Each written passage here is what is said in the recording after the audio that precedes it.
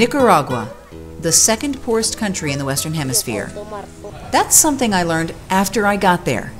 In fact, on the day we left Phoenix, I found out the other first-timers in our group, like me, had no idea what to expect. And they shared a fear I had that almost haunted me, a fear of personally getting more out of this so-called mission trip than we were going to give.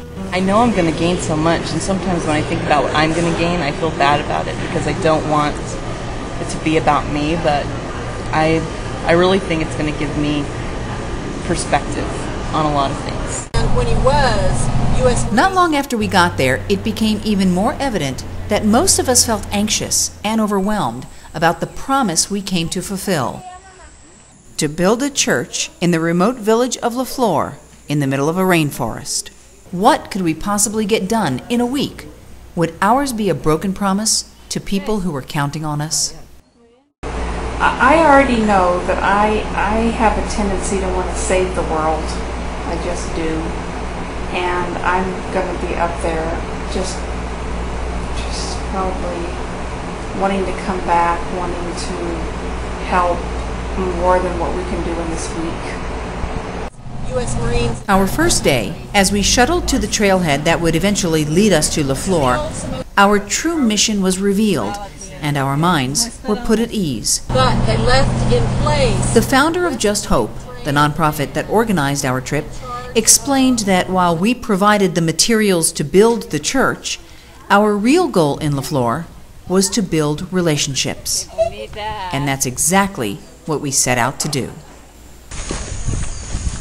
You can't drive to La Flor. There are no roads, so you have to hoof it. A steep rocky trail is the only way in and the only way out. Right off the bat, there's a wobbly chain-linked suspension bridge draped over a raging river. The rest of the half-mile track can be pretty treacherous as well, especially during rainy season.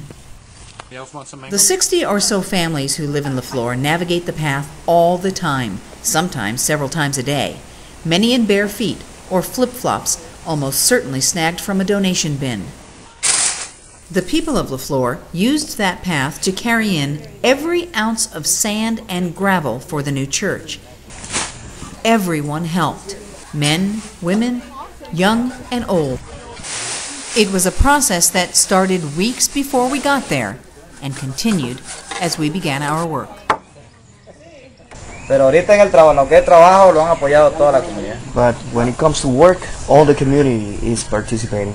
Village leaders even divvied up the hauling in of the bricks. Because she said that each person was given the task of bringing 100 bricks. So there we all were, on the site of the new church, where parts of the old church still stood to help protect us from the rain as we worked. Side by side, one of us and one of them, digging, and digging some more, and sawing steel beams, and twisting, and twisting, and more twisting. Side by side, one of us and one of them.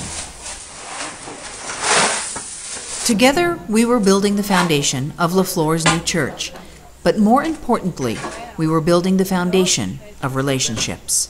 We got to know Salomon, the patriarch of the village, who can't hear or speak, but conveyed his passion for life and his pride for La Flor with his eyes and with his hands. We now know the La Flor kids, Henry, Jenny, and Antonio, who would come visit and help after school.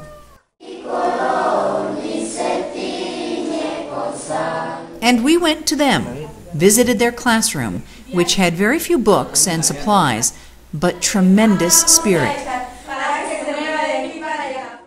The kids of La Flor love to go to school, to soak up knowledge, and dream of a better life.